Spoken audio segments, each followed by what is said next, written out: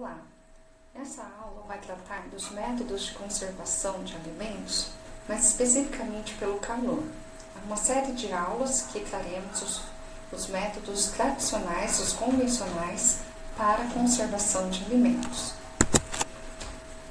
Tem-se como objetivos, nesta aula, diferenciar os principais tipos de tratamentos térmicos utilizados no processamento de alimentos quanto à morte microbiana, compreender a causa da morte microbiana pelo calor, interpretar os conceitos de termobacteriologia e compreender os fatores interferentes na morte microbiana pelo calor.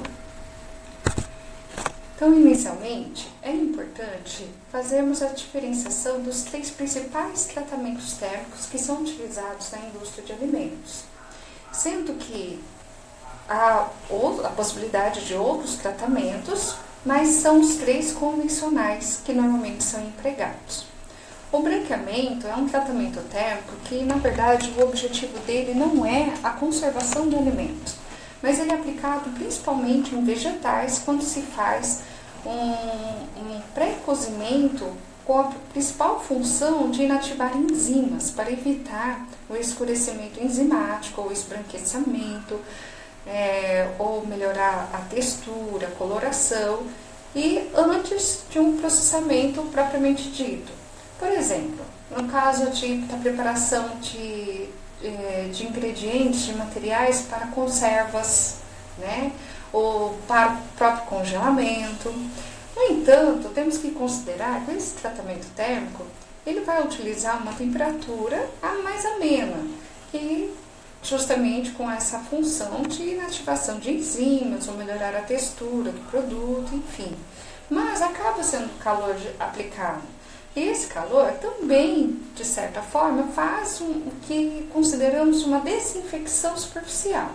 Então, não seja até mesmo não é um tratamento térmico aplicado com o intuito de conservar o alimento do ponto de vista microbiológico, mas acaba tendo uma influência e diminui a contaminação total do produto. Já a pasteurização, ela tem dois objetivos principais. O primeiro deles é destruir todos os micro-organismos causadores de doenças, assegurar que seja um produto inócuo, se esse produto for consumido, logo a pasteurização, com somente esse processo, ou destruir ou reduzir micro-organismos deteriorantes desse produto. Então, por mais que ela seja aplicada, o principal objetivo dela é justamente impedir que esse alimento ele cause doenças por conter patógenos, micro-organismos patogênicos, também a temperatura e o tempo empregado vão ser capazes de destruir boa parte desses micro-organismos ali presentes nesse produto, mas que teriam apenas a ocasionar a deterioração do produto. Então, a pasteurização é empregada não somente como meio de deixar o produto inócuo, seguro para o consumo, mas também como uma forma de aumentar a vida útil deste produto. E já a esterilização, quando aplicada industrialmente, ela recebe esse nome de esterilização comercial, que é um tratamento térmico que assegura que micro-organismos viáveis não serão detectados. Embora ela não é considerada uma esterilização como a que utilizamos no laboratório de microbiologia, em que aplicamos, por exemplo, a autoclavagem. Essa esterilização comercial, ela pode ser diferenciada de acordo com os dois grupos de alimentos em relação à acidez. Então, alimentos ácidos com pH menor que 4,5 normalmente empregam-se o aquecimento a 100 graus Celsius, como é no caso de conservas, em que se garante a acidificação do produto com esse limite máximo de 4,5 e o aquecimento sob cozimento já é o suficiente para garantir que, se tiver algum esporo sobrevivente, principalmente no caso de Clostridium botulinum, esse esporo não vai se desenvolver justamente por conta da acidez desse produto. Já em alimentos não ácidos, como por exemplo o leite, que um pH acima de 4,5, normalmente emprega-se um aquecimento acima de 100 graus Celsius. Então, o que normalmente encontramos na indústria é o processamento UHT do leite, com temperaturas empregadas entre 130 e 150 graus Celsius por alguns segundos. Okay? Bom, mas por que o micro-organismo ele morre pelo calor? O que faz ele parar de se reproduzir quando o calor é aplicado? Uma vez que consideramos que a partir do momento que o micro-organismo não tem mais a capacidade de se reproduzir, ele está morto.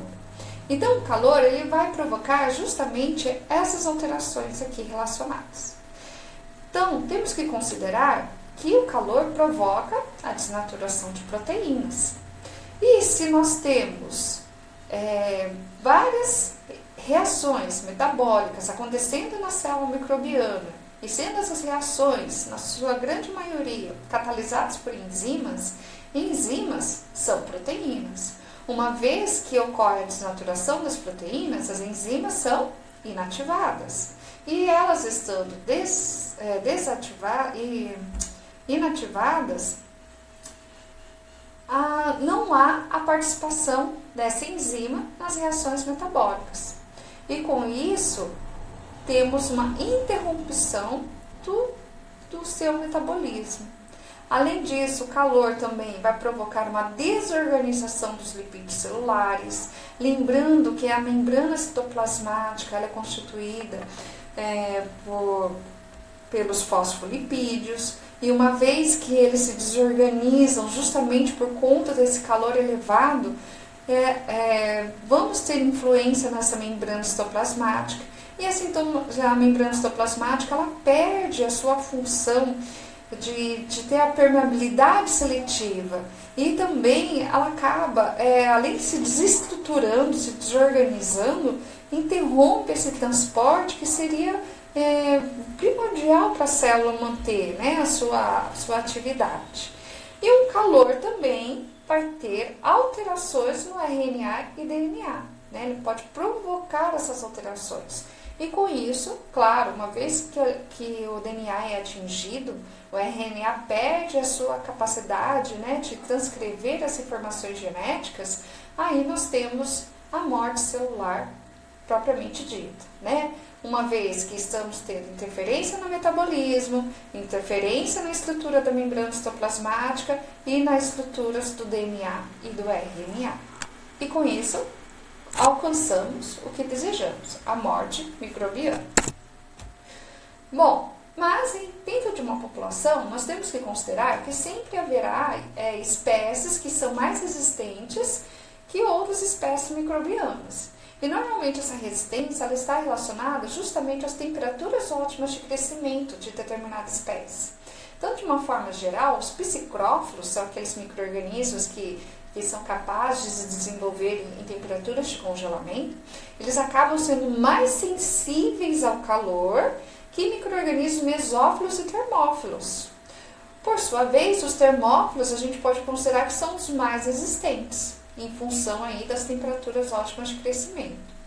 Uma outra questão que também temos que considerar é que bactérias formadoras de esporos acabam sendo mais resistentes do que as que não são formadoras.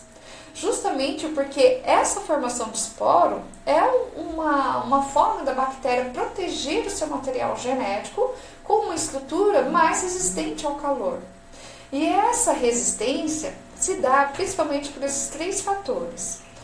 O calor vai promover uma desidratação dos protoplastos, ou seja, a célula microbiana, né, internamente ali da membrana citoplasmática e o citoplasma. Com a evaporação da água, né, provocada, né, por essa desidratação pelo calor, consequentemente, há uma concentração dos minerais internos do micro-organismo. E essa concentração vai provocar o que temos como efeito de mineralização. E a mineralização facilita a adaptação térmica desse esporo que vai ser formado. Além disso, nós teremos a formação do ácido tipicolínico. É um ácido também relacionado à resistência do esporo. E além da formação de pequenas proteínas solúveis, que são as chamadas PPAS. E essas proteínas, elas são formadas e justamente ficam em volta do DNA que está retido dentro dos esporos e dando uma característica de proteção a esse DNA, evitando que esse DNA sofra uma depuração pelo calor. Então, por esses fatores, é que os esporos bacterianos são mais resistentes e, por isso, uma vez passado o ambiente adverso, eles podem voltar às formas vegetativas. Já as bactérias não formadoras de esporos não teriam essa resistência ao calor. E aí nós temos uma ciência dentro da microbiologia que se chama termobacteriologia, que é justamente esse estudo sobre o tempo de morte térmica, né? Que seria o quê? É o tempo necessário para matar um certo número de micro-organismos a uma temperatura específica. E aí nós vamos ver alguns conceitos e vamos perceber que eles estão relacionados com a determinação desse tempo, né, necessário de processo para que alcancemos aí a morte microbiana.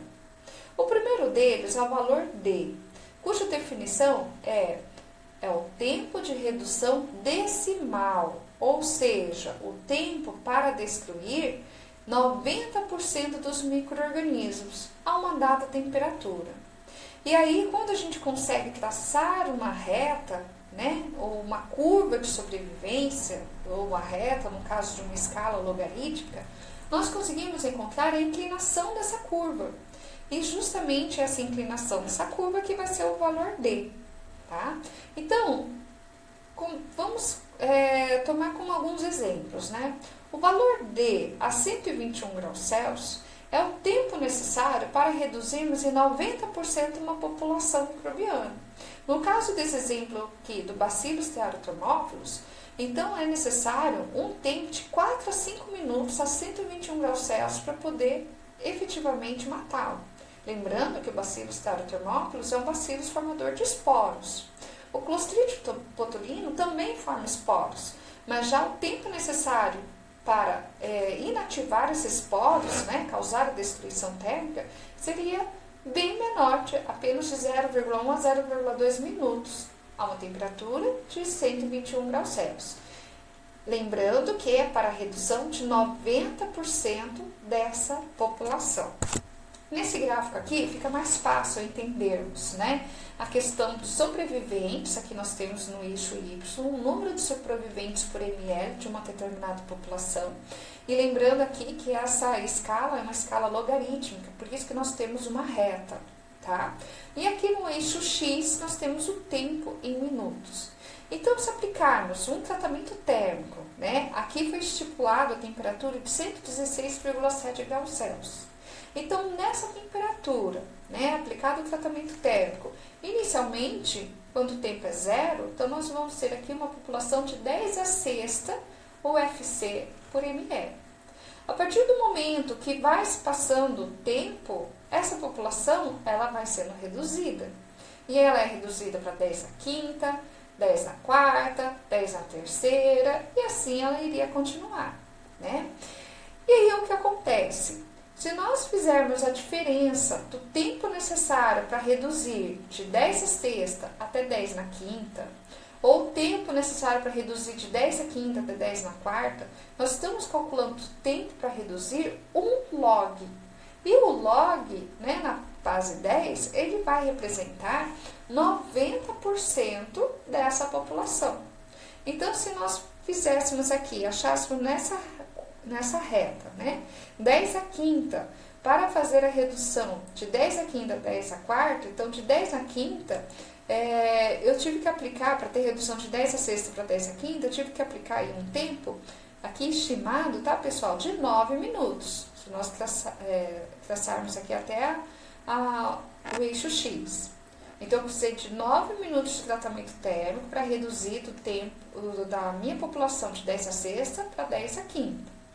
E aí, para reduzir a população de 10 a quinta para 10 a quarta, mantendo a mesma temperatura, foi necessário aqui um tempo total, vamos pensar aqui, de 18 minutos. Com isso, a diferença desse tempo de 18 minutos e aqui o de 9 minutos, ou seja, para reduzir apenas 1 log, né, foi de 9 minutos. Então, essa inclinação da curva aqui da reta, eu consigo, se eu calcular para cada redução logarítmica, tá? Então, pensando que se eu tiver, por exemplo, 10 na quinta, então 100 mil unidades formadoras de colônia. Para reduzir para 10 a quarta, no caso, 10 mil unidades formadoras de colônia. Então, quer dizer que eu tinha 100 mil unidades formadoras de colônia, aqui nesse tempo de 9 minutos. E quando eu apliquei mais 9 minutos, eu reduzi para 10 mil unidades formadoras de colônia. Ou seja, eu reduzi 90% dessa população. E aí, para cada valor D, ou seja, aqui nesse caso específico de 9 minutos, nessa temperatura, eu vou reduzindo 90% da população sobrevivente, tá? E assim vai por diante. Bom, e aí nós temos o chamado valor F dentro da termobacteriologia. O valor F é justamente o tempo, né, equivalente em minutos numa temperatura de 121 graus Celsius, capaz de destruir esporos ou células vegetativas de um micro-organismo em particular. Então, eu posso determinar qual que é a minha necessidade de redução. Então, eu estimo o número de células da população inicial e prevejo já qual que é o número de células que eu quero na população final, ou seja, qual que seria o limite de sobreviventes aceitável para o meu caso. E aí, fazendo essas definições, é possível calcular qual seria o tempo necessário para ter toda essa redução, tá? E aí, por essa equação, a gente tem o valor F em função aqui do valor D, que é aquele tempo de redução decimal, e aqui a equaçãozinha log de A menos log de B, sendo A, então, esse número de células da população inicial, e B, o número de células da população final, tá? E ainda temos também o conceito 12D. Esse conceito 12D, ele seria para reduzir a probabilidade de sobrevivência do esporo mais resistente de Clostridium botulinum para 10 a menos 12. É como se a gente considerasse que fosse uma probabilidade muito pequena, que em 1 bilhão de recipientes, só um esporo iria sobreviver. Então, uma quantidade, né, de 10 a 12, 1 bilhão de recipientes, é assim, uma probabilidade muito baixa, porque normalmente até os lotes, eles são menores do que essa quantidade, bem menores, né? E aí seria um mínimo de processamento térmico de letalidade aplicado em elementos com valores de pH acima de 4,6. E esse conceito D é muito utilizado na indústria de enlatados. Então vamos aplicar um exemplo, até já aproveitando o cálculo do valor F, para a gente entender melhor o que seria esse conceito 12D. Então, vamos assumir que cada recipiente de um alimento em determinado lote tenha um esporo de Clostridium botulinum. Então, o valor F, ele vai ser o quê? Ou seja, o tempo necessário para eu garantir que todo esse esporo ou célula vegetativa ela seja destruída. Então, o valor F vai ser igual ao valor D, sendo que esse valor D ele é um valor estabelecido já, que a 121 graus Celsius, né, uma temperatura de autoclavagem, o tempo necessário para reduzir 90% do Clostridium botulinum é de 0,21. E aí esse valor D vezes log de 1, que seria, pensando a sobrevivência, né, de um esporo por recipiente, menos log de 10 elevado a menos 12, aquela probabilidade baixíssima de sobrevivência, né? Que é assim, seria quase inimaginável de acontecer, tá? Porque a gente não quer que ocorra essa possibilidade de sobrevivência, né, do esporo de Clostridium botulinum. E aí, resolvendo essa equaçãozinha, a gente encontra que o valor F ele vai ser igual ao total de 2,52 minutos. Sendo que ao aplicar esse tratamento térmico nesse tempo de 2,52 minutos a 121 graus Celsius, principalmente aí no caso da indústria de enlatados que usa autoclavagem, né, para a esterilização dos seus produtos, então nós teríamos a probabilidade de um esporo apenas ser encontrado em 1 milhão de recipientes, desde que tivesse a contaminação por esse esporo, né? A gente Assim, considerando que haja contaminação, mas a gente sempre vai trabalhar para que não haja essa contaminação desse esporo. Então, seria assim, um processamento térmico garantido, seguro, de que não vai ter a possibilidade de eu alcançando a temperatura correta, por esse tempo, né, determinado, nós não vamos ter esse risco, tá? E aí, tá, mas a 121 graus Celsius não seria uma temperatura muito elevada, já que seria uma temperatura de autoclavagem, né, que a gente usa no laboratório de microbiologia, e para um alimento que ele não é capaz de suportar uma temperatura assim, que já tem alteração no seu valor nutricional, ou nas suas características sensoriais, a sua textura, cor, sabor, aí a gente tem que se preocupar em tentar reduzir, né, essa temperatura para não ser um tratamento térmico muito agressivo. Mas se eu reduzo a temperatura, eu vou ter que trabalhar com outro parâmetro, que é o tempo. Então, nós conseguimos também determinar o valor Z. O valor Z é o valor em graus Celsius necessário para a curva de destruição térmica atravessar um ciclo log. Ou seja, para que eu consiga diminuir o tempo de morte, aquele tempo do valor D, em 10 vezes, tá? Então, aqui, é claro, foi colocado em 10 vezes no sentido de, tá, se eu aumentar a temperatura, eu reduzo D em 10 vezes, mas eu posso usar ao contrário. Se eu diminuir a temperatura, eu aumento o valor D em 10 vezes. E aqui também acaba sendo uma inclinação da curva logarítmica de determinação de D. Tá? Vamos ver nesse exemplo. Vamos supor que aplicando, né, um tratamento térmico a 121 graus Celsius, olha aqui, ó, 121 graus Celsius, aqui nós temos no eixo X, né, o calor empregado, a temperatura, né, padronizada. Então, nesse valor de 121 graus Celsius, eu consigo um valor D, né, de 4 minutos.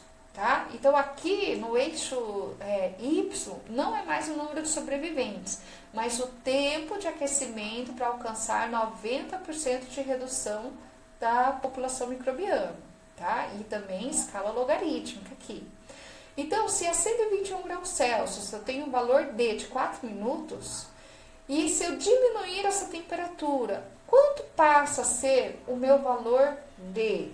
Né? Para quanto tempo é necessário para reduzir novamente aqueles 90% da população? Então, nesse gráfico aqui, o valor Z é para eu reduzir 10 vezes, ou melhor, reduzir ou aumentar o valor D em 10 vezes. Então, no caso, 121 graus Celsius, se eu reduzir essa temperatura para 111, eu vou ter um valor D de 40 minutos. Então, na verdade, aqui, se eu olhar do gráfico, né, de trás para frente ou da frente para trás, tanto faz a análise que vocês quiserem, né? Se for em relação à temperatura ou em relação ao tempo. Mas se for em relação ao tempo, então a 121 graus Celsius, eu teria necessidade de aplicar esse tratamento térmico em 4 minutos. Agora, se eu reduzir para 111 graus Celsius, que talvez não seja uma temperatura tão abusiva, eu vou precisar manter o meu tratamento térmico por 40 minutos, ou seja, eu aumentei o tempo em 10 vezes. Ou se eu olhar de outra forma, também é a mesma coisa, né? Vamos supor que eu aplico o tratamento térmico a 111 e tenho um valor D de 40 minutos. Se eu quiser reduzir esse tempo, porque às vezes também não é o calor só que é prejudicial, mas às vezes o tempo de exposição desse alimento num processamento térmico também acaba sendo prejudicial. Então, o que acontece? Se eu aumentar um pouquinho esse calor, né, essa temperatura para 121 graus Celsius, eu vou conseguir reduzir em 10 vezes o valor D. Então, eu estou reduzindo um ciclo logarítmico agora em relação ao valor D, de 40 para 4, né, 10 vezes menor. E justamente essa inclinação é que eu vou ter o valor Z, que é o quê? É 121 menos 111. Então, nesse caso aqui, o valor Z é de 10 graus Celsius, tá? Se por acaso eu aumentasse aqui o valor da temperatura, né? Aumentasse o calor e aplicasse o calor a 131 graus Celsius. Então, eu ia reduzir o valor D para 0,4 minutos, tá? E a mesma coisa se fosse ao contrário. Se eu diminuísse aqui, ó, por exemplo, o calor, a temperatura para 101 graus Celsius.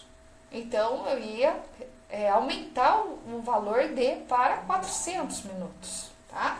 Então, sempre essa correlação. Isso é importante até para a gente analisar num caso bem prático, né? A gente consegue ter a esterilização do leite UHT a 132 graus Celsius, né? Na média aí de temperatura, por apenas 2, 3 segundos, né? Enquanto que a pasteurização, sendo que é um pouquinho menos eficiente, a gente consegue uma eficiência do HT de acima de 99,99%. Já na pasteurização, acaba sendo uma eficiência de 99,5%, mas na pasteurização rápida. Mas observe que se a gente diminui o calor para 72 graus Celsius, é necessário o produto permanecer sob esse aquecimento durante 15 minutos. Então, quando a gente teve, né, o emprego do processamento do AKT, é claro que aumentou-se, né, substancialmente essa temperatura de 72 para 132 graus Celsius, mas a redução do tempo foi excepcional, né, para apenas 2 a 3 segundos. Então, um tempo de exposição ao calor muito baixo. Então, tudo vai ter que ser analisado em relação ao produto. O que eu preciso? Diminuir o tempo de exposição, diminuir o calor empregado, né? Será que o meu alimento suporta aumentar um pouquinho o calor para reduzir drasticamente o tempo empregado de exposição? Então, todos esses parâmetros, eles têm que ser definidos em relação ao tipo de produto que vai receber esse tratamento térmico. As alterações, né, que são permitidas para esse tipo de produto sem prejudicá-lo, né? Sempre lembrando das questões do ponto de vista nutricional, sensorial e de aceitação pelo consumidor, claro. Bom, mas aí, dentro desses tratamentos térmicos que temos como objetivo de destruição microbiana, há alguns fatores, principalmente relacionados ao alimento, né, mas também fatores extrínsecos, que vão interferir na eficácia desse processo, né, desse processo térmico. No caso, a umidade, né, ela interfere da seguinte forma: ela facilita a ação do calor, porque a presença da água ela permite a quebra das ligações peptídicas muito mais fácil, então acaba requerendo menos energia, tá? E aí é por isso que a gente considera que o calor úmido ele é mais efetivo que o calor seco, né? Tanto é que eu não preciso empregar uma temperatura muito elevada, que nem a gente emprega num calor seco, nem por um tempo demasiadamente alto. No entanto, para os micro-organismos que são capazes de esporularem, né, em baixa atividade de água, ou seja, quando há falta de umidade, também acontece maior resistência, justamente pela questão da mineralização que vimos lá na formação dos esporos, né? Então, é sempre interessante trabalhar com calor úmido.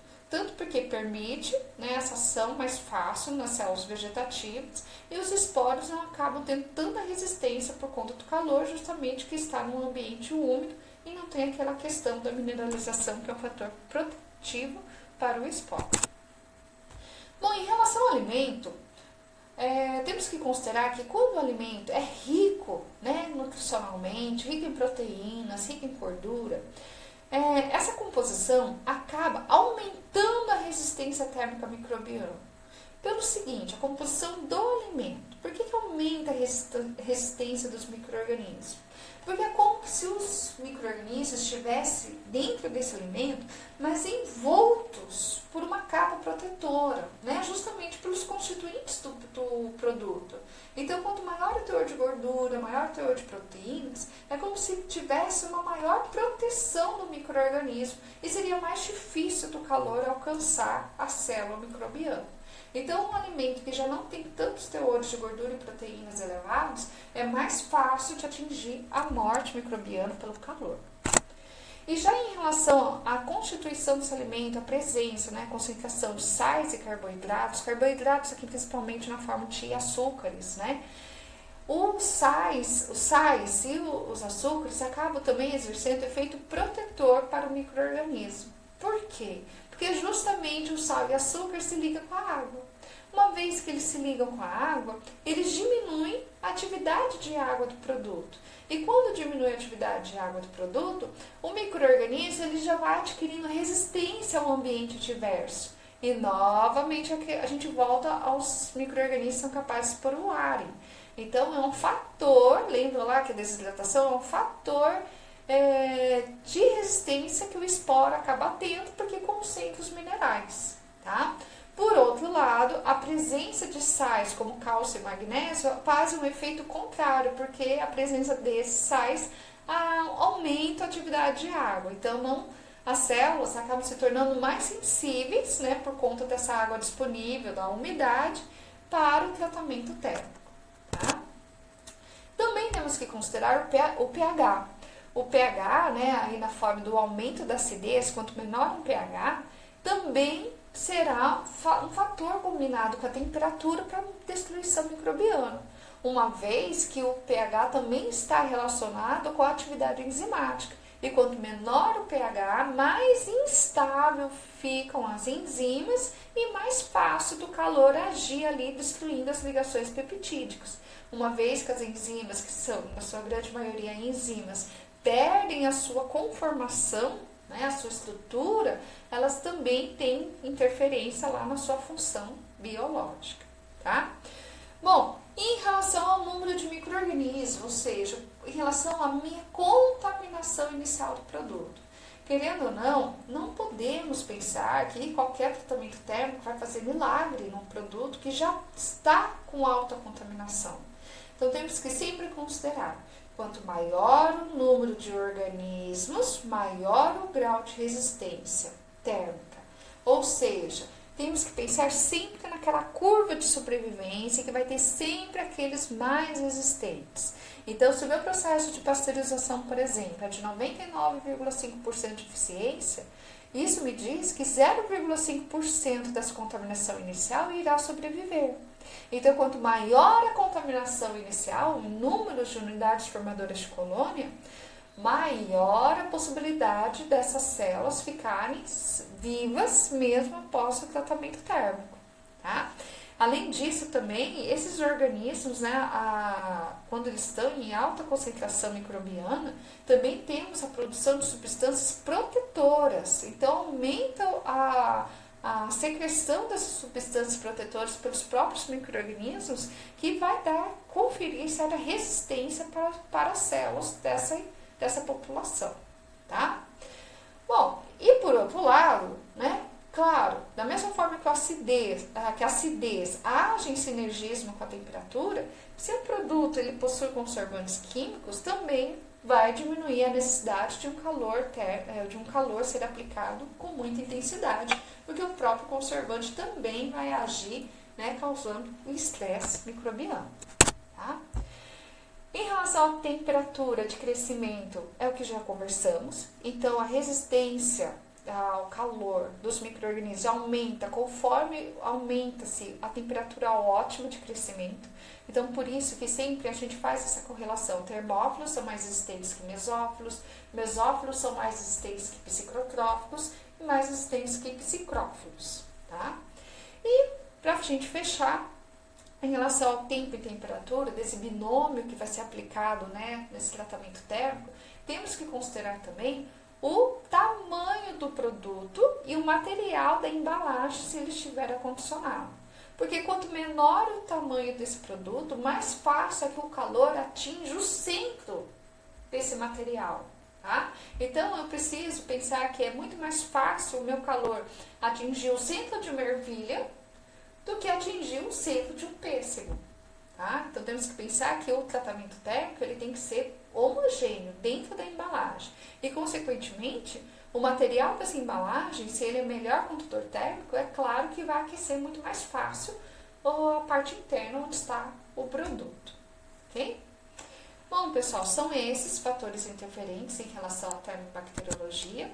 Então, aqui estão apresentadas as referências, né, que foram usadas como base para a produção dessa aula. E espero ter alcançado aí, contribuído para a discussão do assunto. Obrigada!